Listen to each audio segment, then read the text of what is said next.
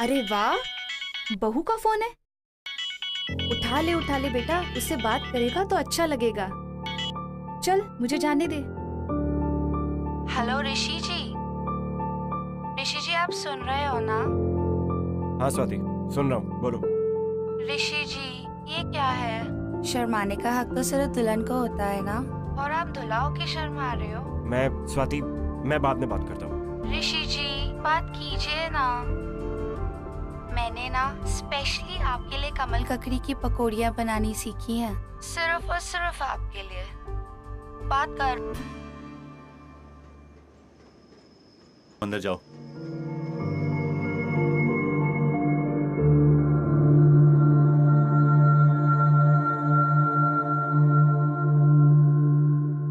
लेकिन ये जो प्यार की हवा होती है ना, ये बहुत ही अलग होती है। कब किस ट्रेन के कौन से कंपार्टमेंट या विंडो दरवाजे से आके आपसे टकरा जाए, ये आप नहीं कह सकते। और ठीक ऐसा ऋषि के साथ भी हो, जब मिली नाम का एक हवा का झोंका ट्रेन के दरवाजे पर आके टकरा गया, और बस इस हवा के झोंके ने इन दोनों की जिंदगी का रुख बिल्कुल बदल दिया।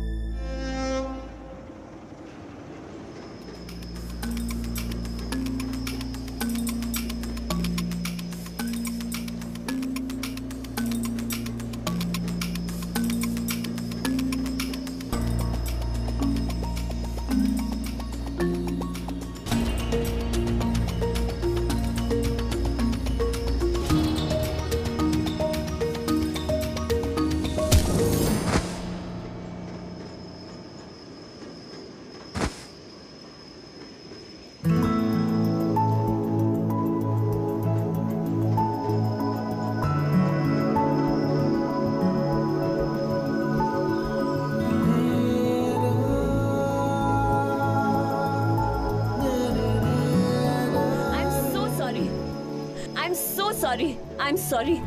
आपको लगी तो नहीं ना? No, it's okay, no problem. आप उतरने वाले थे। कम मैं आपकी हेल्प करती हूँ। No. अरे who are you?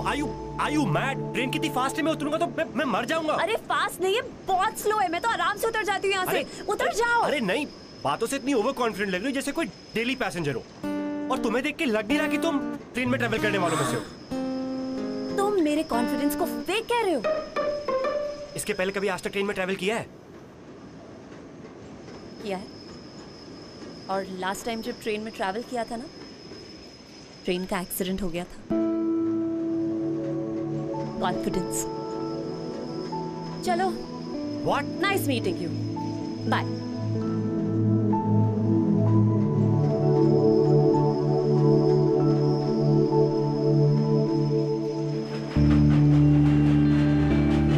ऋषि का मन तो यूं कर रहा था कि वो ट्रेन से कहीं कूद जाए, क्योंकि वो नहीं चाहता था कि उसके पिता उनकी पसंद की कोई लड़की को उसकी जिंदगी पे ऐसे ही थोप दे। और उसके डैडी समझने को तैयार ही नहीं थे कि ऋषि ने वाराणसी के बाहर ना सिर्फ एक पढ़ाई कंप्लीट की है, बट उसने एक अलग दुनिया देखी, अपने सपने देखे जिन्हें वो पूरा करना चाहता था, जो शायद उसके डैड के रहते पूरे नहीं हो सकते थे। और जिंदगी की ऐसी सिचुएशन में मिली का उसकी लाइफ में आना was nothing less than a blessing.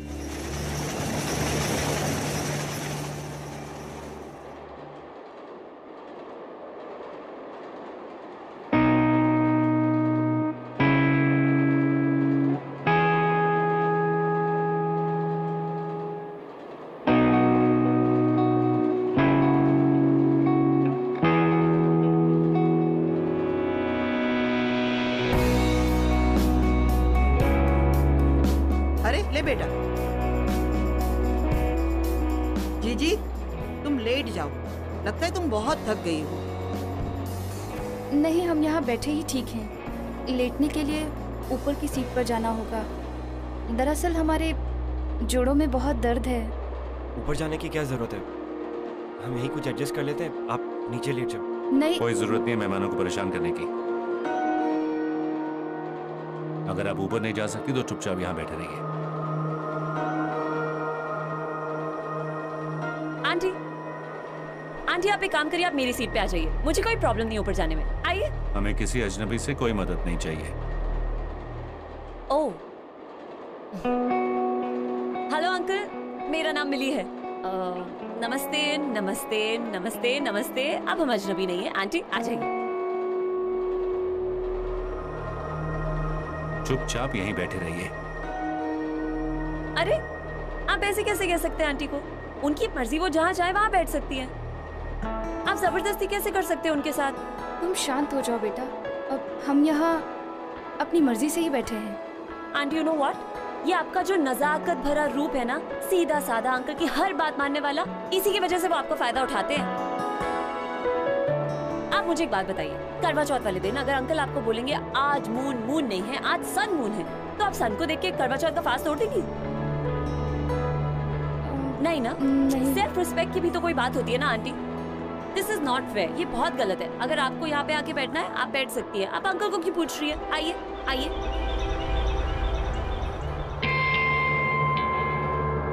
वो क्या है ना, जिसे तुम गलत समझ रही हो ना, वो हमारी परंपरा है। अपने पति की आज्ञा का पालन करना ये हमारा धर्म है, संस्कृति है। पर तुम जैसी लड़की ये क्या समझेगी? यू आर राइट अंकल, इन सब चीजों में मेरा IQ थोड़ा कम है। Sorry aunty. फट्टू।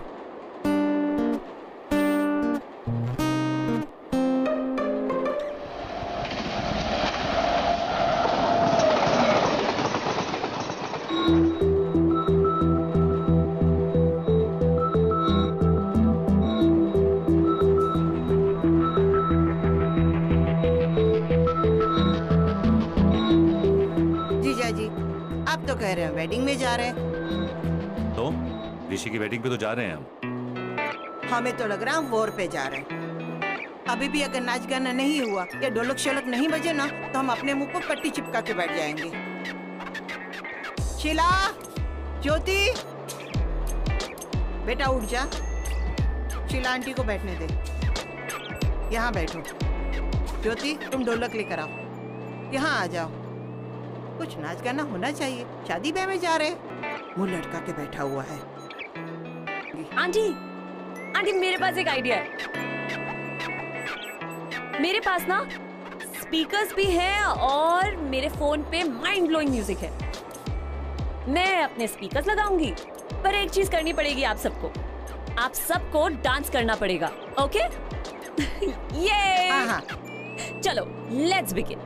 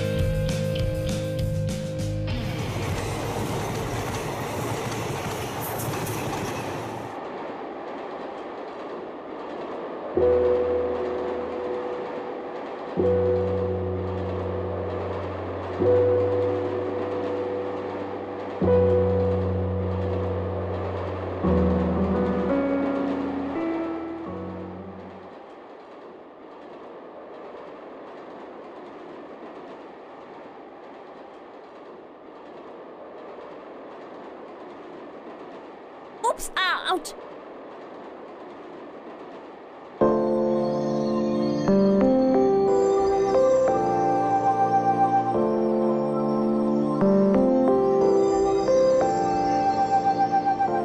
सॉरी वो बेटा संभल के।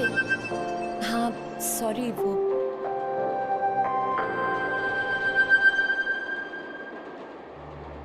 पता नहीं कैसी परवरिश मिलती है आजकल की लड़कियों को। ना कपड़े पहनने का ढंग, ना बात करने का ढंग। क्या परिवार बसाएंगी और क्या बच्चे पालेंगी?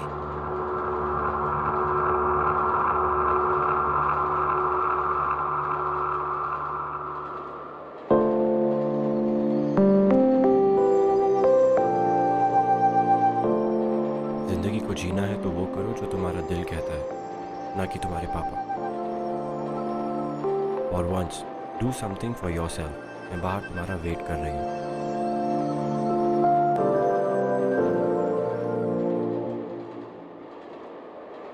आप लेंगी?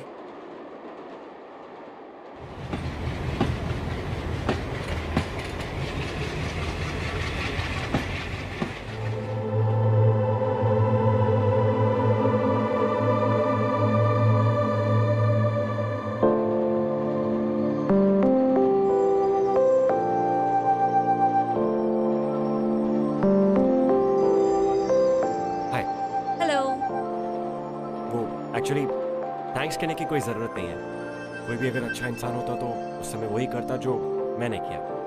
Thank you. तुम्हें ऐसा लग रहा है मैंने तुम्हें थैंक यू कहने के लिए बुलाया? सॉरी।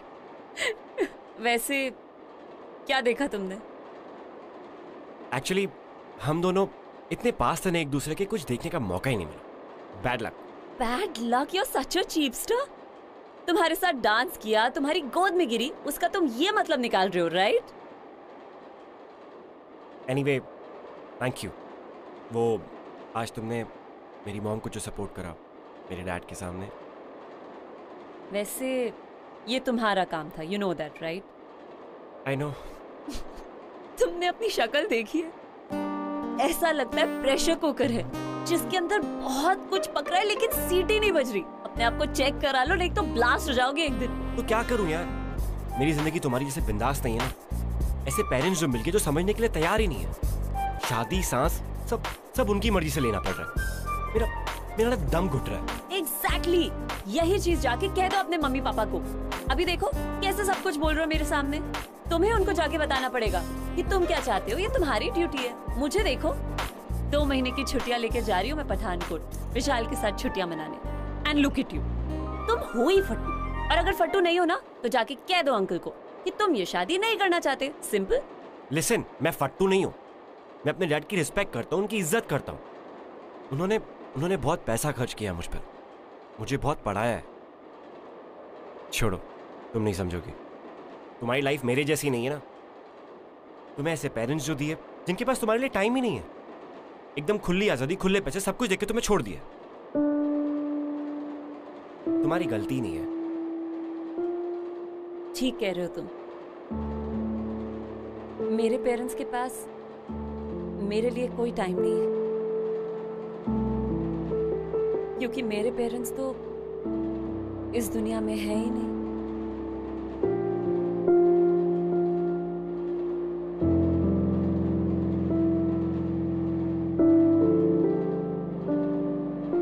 साल पहले वाराणसी के पास एक ट्रेन का एक्सीडेंट हुआ था। उसमें मेरे पेरेंट्स की डेथ हो गई। और हाँ, तुमने खुले पैसे की बात भी बिल्कुल सही की। गवर्नमेंट ने दिए थे 6 लाख मरे हुए लोगों के लिए और 3 लाख इंजर्ड लोगों के लिए। तो मेरे पास 12 लाख है मम्मी पापा की डेथ के, और 3 लाख मुझे मिले थे क्योंकि मुझे भी थोड़ी इंजरी हुई थी। उनके चले जाने के बाद फिलहाल मैं अपनी कजन सिस्टर और उसके हस्बैंड के साथ रहती हूँ।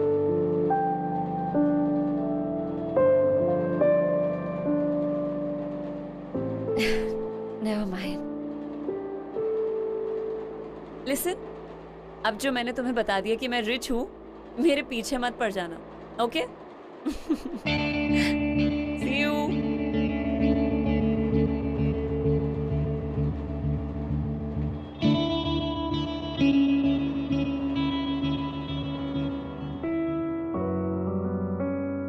ऋषि को लगने लगा था कि उसका खुद का घर पराया जैसा है। He felt like an outsider. लेकिन इसके साथ साथ उसे ये भी लगने लगा था कि उसने कहीं ना कहीं अपनी जिंदगी जी ना। अब वो अपने पेरेंट्स के लिए एक आदर्श बेटा जरूर था, पढ़ाई में भी अव्वल था, लेकिन फिर भी इस सब के बाहर भी एक अलग और एक बड़ी दुनिया थी जिसे वो देखना चाहता था, महसूस करना चाहता था। और इस अलग एहसास का नाम था मिली। और फाइनली वो ऋषि से मिलने के बाद उसे भी लगने लगा था कि Rishi is the guy that she can trust, जिसके साथ वो अपनी फीलिंग्स शेयर कर सकती है। She can share her inner demons with him.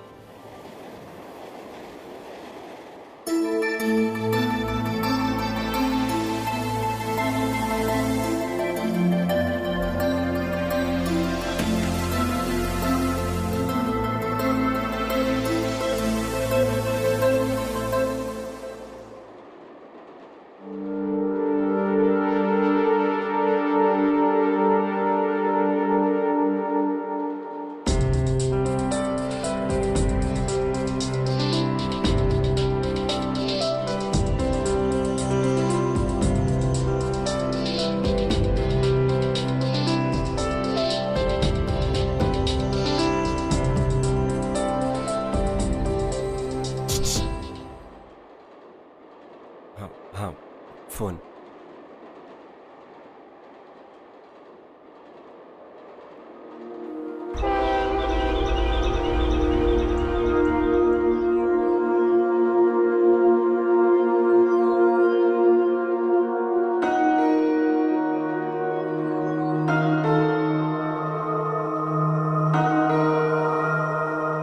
तुम्हारा ध्यान कहाँ है? मेहमानों को कौन संभालेगा? पापा बस मैं सबको पानी पिलाने जा देखो, उस मुंहफट लड़की से जितना दूर रहो ना, उतना ही अच्छा है। ऋषि, तुम जानते हो मेरा बिजनेस अच्छा नहीं चल रहा है, और तुम्हारे ससुराल वाले से जो मुझे 10 लाख मिलेंगे, मुझे उसकी कितनी जरूरत है तुम जानते हो, है ना?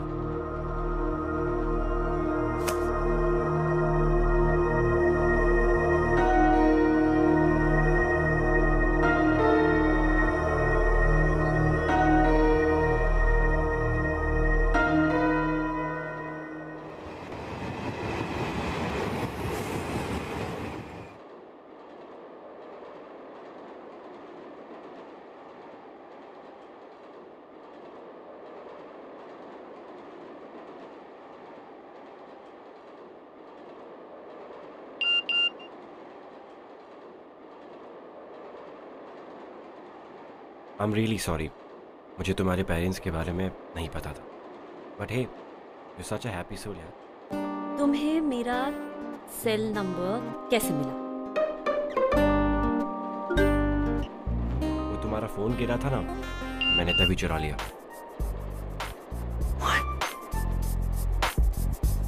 वाह वाह, आई एम इम्प्रेस। डेयरिंग का कीड़ा है तो सही तुम्हारे अंदर, बस अब बाहर आना बाकी है।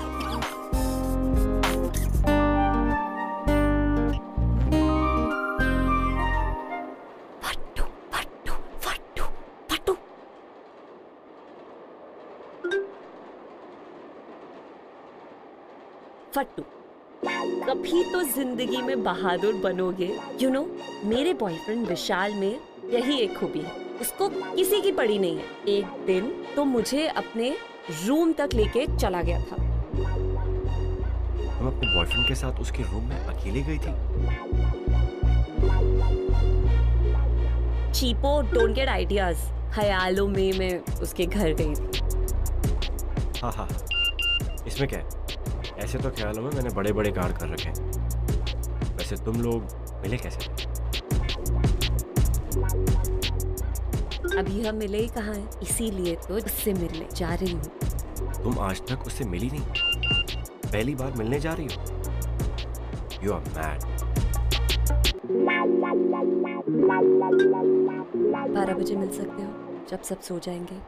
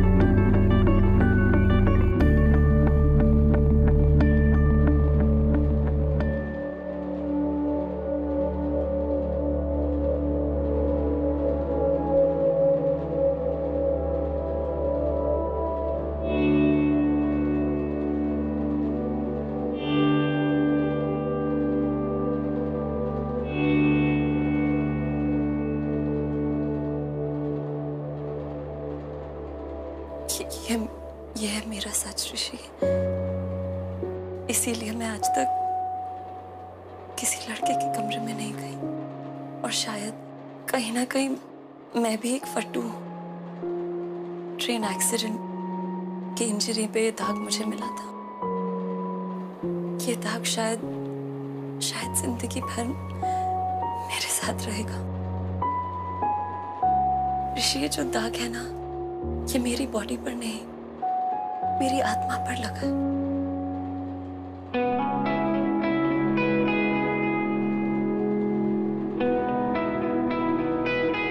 मम्मी पापा के गुजर जाने के बाद मैंने ही खुद को पाल पोस के बड़ा किया है। कभी कभी खुद ही पापा की तरह डांट देती थी अपने आप को, या मम्मी की तरह पैम्पर करती थी। दुनिया ने ना हमेशा मुझे यूजलेस समझा, या मुझे हैंडीकैप समझ के हमेशा ऐसा सोचा कि मैं जिंदगी की रेस में आगे बढ़ ही नहीं सकती, कुछ नहीं कर सकती। पिछले 1 साल से रेंटेड अपार्टमेंट में अकेले रह रही हूँ। एक्सीडेंट के बाद मैं अपनी कजिन के साथ रहती थी। जिस दिन गवर्नमेंट ने कॉम्पेंसेशन भेजा ना, उस दिन मेरे जीजा जी बिल्कुल बदल गए। उनकी नजर सिर्फ और सिर्फ मेरे पैसों पर थी, जो वो अपने इलेक्शन कैंपेन के लिए यूज करना चाहते थे। इसीलिए मैंने घर छोड़ दिया। तब से भाग रही हूँ मैं उनसे भाग रही हूँ, और वो मेरे पीछे पड़े हुए हैं। इसीलिए जा रही हूँ विशाल के पास।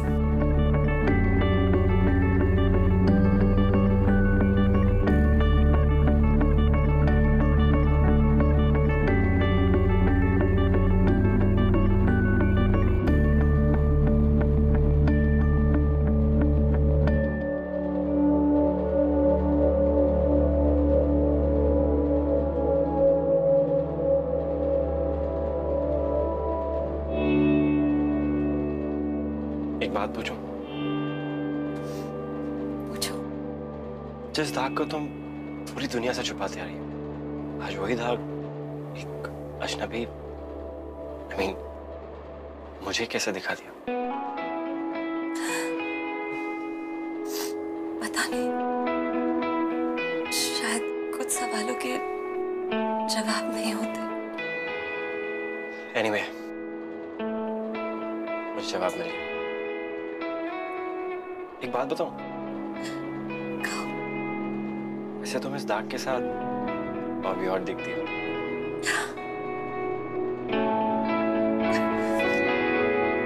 जी।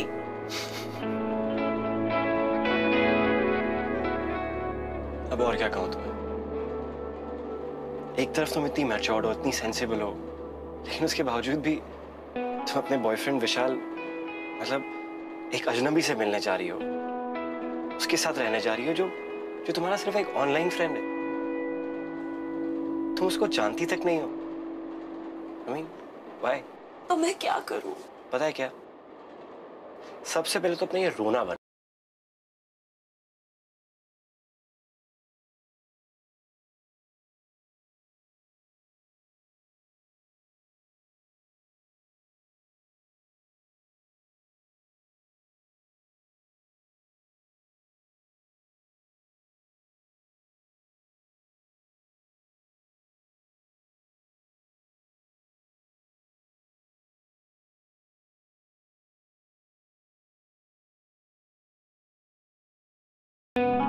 तुम्हारी शादी होने वाली है। अपनी बीवी के लिए कुछ बचा के रखो।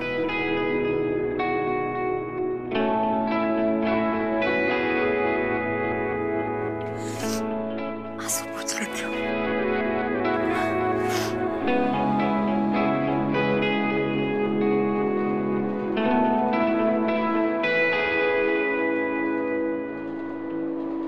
कैसी हैं आप साली साहिबा?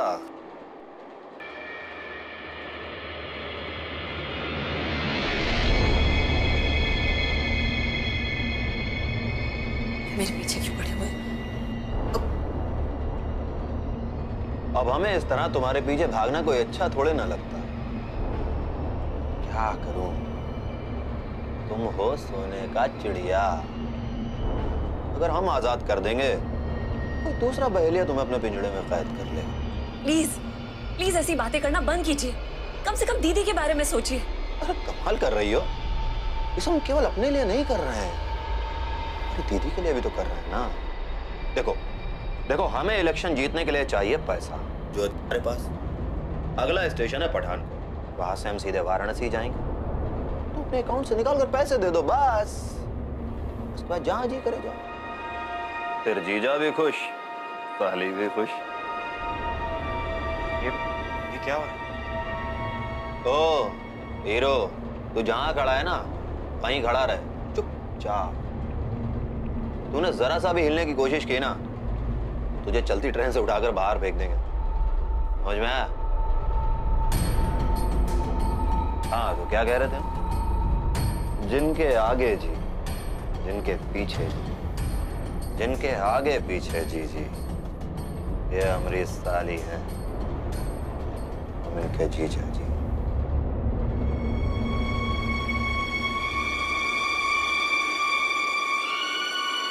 छोड़िए मेरा हाथ। आओ। छोड़िए। साहबजादी घर पे बिना छोड़िए बताए मुझे। चली आई। छोड़िए मुझे, आप मेरे साथ जबरदस्ती। चुपचाप चलो, जब से ट्रेन चली है तब से ढूंढ रहा हूँ तुम्हें। छोड़िए छोड़िए, सामान पैक करो अपना। समझ में आया? आप मेरे साथ जबरदस्ती नहीं कर सकते। बिल्कुल चुप, कुछ सुनना नहीं चाहते हैं।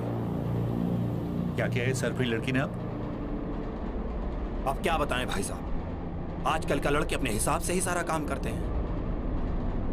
घर से भाग के आई हैं। मुझे तो पहली नजर में ही लगा था कि कुछ गड़बड़ है। ना कपड़े पहनने का ढंग, ना बात करने की तमीज। भाई साहब एक बात बताऊं, लड़कियों को इतनी ढील नहीं देनी चाहिए। बिल्कुल ठीक कह रहे हैं आप, थोड़ा लगाम तो कसना पड़ेगा इनका। भाई साहब ये बनारस की लड़कियां तो बड़ी तमीजदार होती हैं। ऐसी बेशरम लड़की मैंने पहली बार देखी है जिंदगी में। अंकल आप ऐसा क्यों बोल रहे हैं? बिल्कुल चुप, चुपचाप बिल्कुल तमीज से पेश आओ, वरना हम बदतमीजी पे उतर आऊंगा।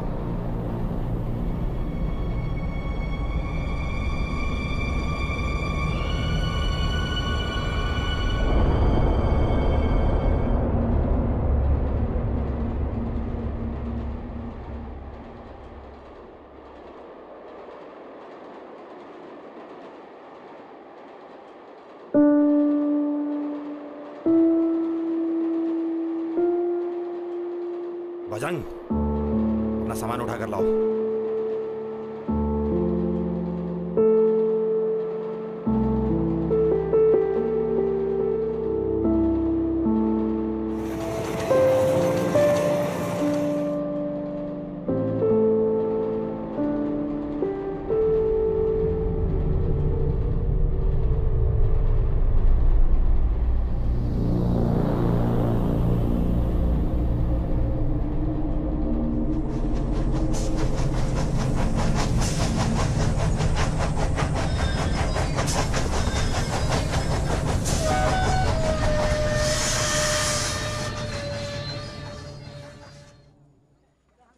छोड़िए मुझे, मैं आपके साथ नहीं जाऊंगी।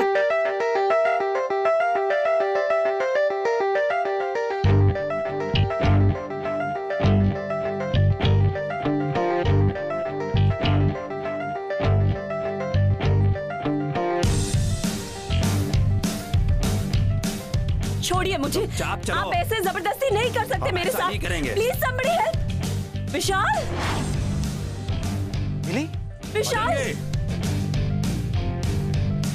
छोड़िए। आप विशाल को क्यों मार रहे हैं? विशाल ने आपका क्या बिगाड़ा है? नहीं,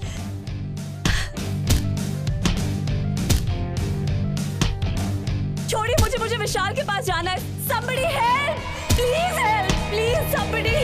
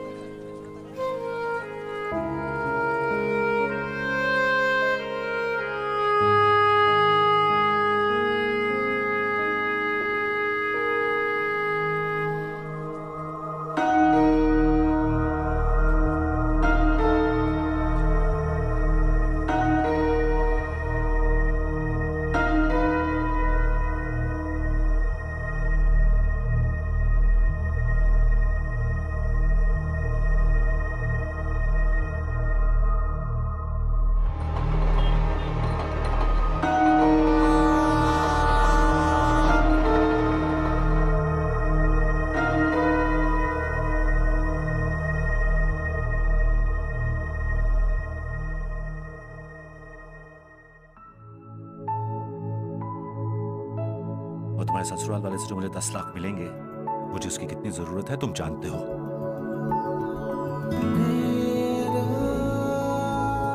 तुम हो ही फट्टू, और अगर फट्टू नहीं हो ना तो जाके कह दो अंकल को कि तुम ये शादी नहीं करना चाहते। सिंपल।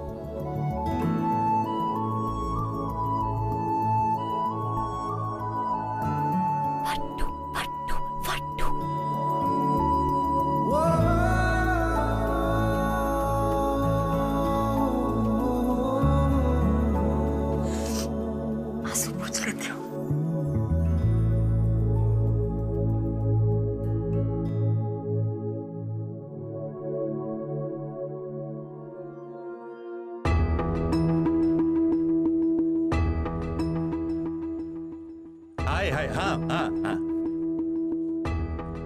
देखो कुछ गड़बड़ मत करना, तुम्हारे ऊपर बहुत खर्चा किया मैंने, सब वसूलने का वक्त आ गया, समझे तुम? नमस्कार नमस्कार नमस्कार। नमस्ते। अरे नहीं, ये सब की क्या जरूरत है?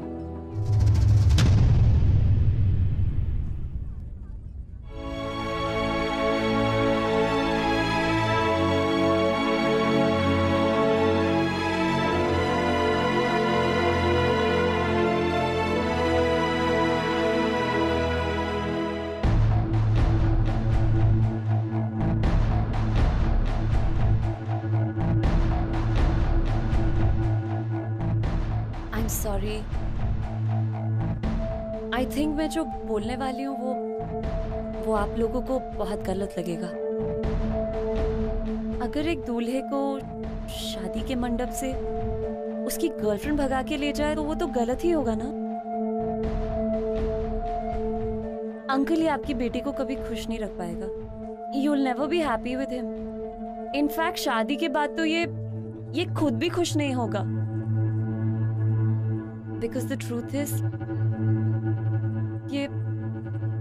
ये मुझसे प्यार करता है।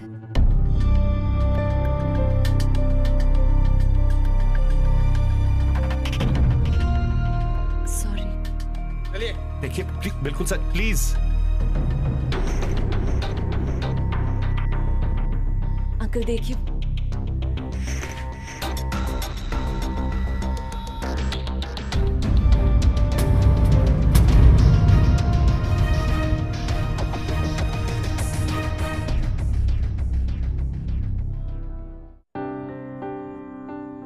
बस पापा बस, बहुत हो गया। आपकी खुशी के चक्कर में हम सब लोग दुखी हैं। आपको दिखाई नहीं देता क्या पापा? आपने हमेशा जैसा चाहा, जो चाहा मैंने किया, क्योंकि मैं उसमें खुश था। मैं वो सब करना चाहता था। नहीं पापा, इसलिए किया क्योंकि आप चाहते थे। मम्मी ने भी चुपचाप वही किया जैसा जैसा आप चाहते थे, लेकिन आपने उनकी इतनी सी भी परवाह नहीं की। कहीं पे भी किसी के भी सामने उनकी बेइज्जती की। अब और क्या चाहते हैं पापा? हम क्या जान दे दे, अपनी मर जाए? बस यही तो बाकी है ना। बेटा चुप हो जा। आज मैंने फैसला कर लिया कि मैं एमएनसी में काम करूंगा और उसी से शादी करूंगा जिससे मैं प्यार करता हूं। मैं पापा को उनके बिजनेस के लिए खुद को बेचने नहीं दूंगा। ये मेरा फैसला है। अंकल, ये आपके बेटे की खुशियों का सवाल है, उसकी जिंदगी का सवाल है। आपको अपने बिजनेस के लिए पैसे चाहिए ना? अंकल आप मुझसे ले लीजिए, मेरे पास है पैसे। मैं अभी आपको चेक साइन करके दे देती हूँ। अंकल प्लीज इसकी लाइफ के साथ कॉम्प्रोमाइज मत कीजिए। मैं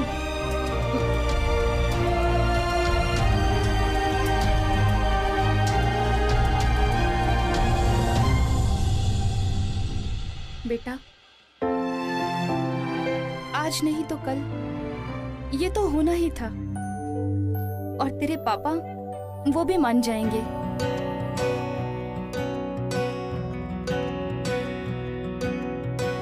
बेशर्मियां बर्बादियां है इश्क की शैतानियां, ये फितूर जो सर पे तुम्हारा वो भाग गया वो। विशाल ना भाग गया। क्यों? लड़ाई देख के डर गया क्या? नहीं, मेरा स्कार देख के डर गया। कोई फर्क इसे बूझे ना, ये हरारते उतरे नहीं। है बावरी ये आशिकी। Thank you. By the way, क्या तुम मुझे खुश रख पाओगी? Excuse me, what do you mean? क्या मैं तुम्हें खुश रख पाऊंगी? तुम्हें पता है 4 दिन हुए नहीं है तुम्हें मुझे मिले हुए, और तुम वही कर रहे हो जो तुम हमेशा से करना चाहते थे। तो तुम्हें लग रहा है कि इस वक्त मैं तुम्हारी वजह से खुश हूँ? नहीं, मेरी वजह से नहीं, पर हाँ, इनडायरेक्टली तुम मेरी वजह से खुश हो। है इश्क की शैतानियां, इस रोक को कुछ सूझे। अरे बाय द वे, तुमने मुझे अभी तक अपना नाम नहीं बताया। Anyway, hi, my name is Rishi Mishra. Mili Bhatnagar. ये आशिकी। प्यार सिर्फ एक फीलिंग या एक एहसास नहीं है। प्यार आपको ताकत देने की एक दवा है। मिली जिसने अपनी जिंदगी का इतना बड़ा राज, the scar of a life, जो उसने कभी किसी के साथ शेयर नहीं किया, वो उसने ऋषि के साथ शेयर किया। और ये सब कुछ उसके इनर कॉलिंग, यानी कि उसकी अंदर की आवाज सुनने का रिजल्ट था। एंड आई थिंक ये मिली का करेज ही था जो उसने अपने जीजा जी के खिलाफ आवाज उठाई, और उसने ऋषि को भी ताकत दी कि वो अपनी आवाज को भी बुलंद करे। देखिए, ये जो मोहब्बत होती है ना, इसके होने का कोई समय, कोई जगह, ये सब कुछ फिक्स नहीं होता। ये आपको जिंदगी में कभी भी किसी भी मोड़ पे हो सकती है। इसीलिए तो कहते हैं आशिकी जिंदाबाद। Well, that's it for today guys. मैं आपसे मिलूंगा अगले हफ्ते with another beautiful love story. तब तक के लिए keep falling in love guys. It's the most beautiful feeling. I'll see you next week.